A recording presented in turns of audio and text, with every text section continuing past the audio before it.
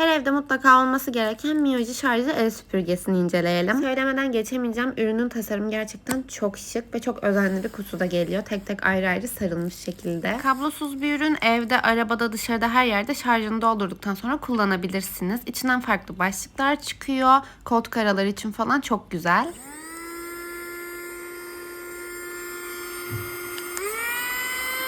İki kademeli bir ürün, açma kapama tuşları aynı yerden ve emiş gücü çok yüksek. Hadi gelin deneyelim.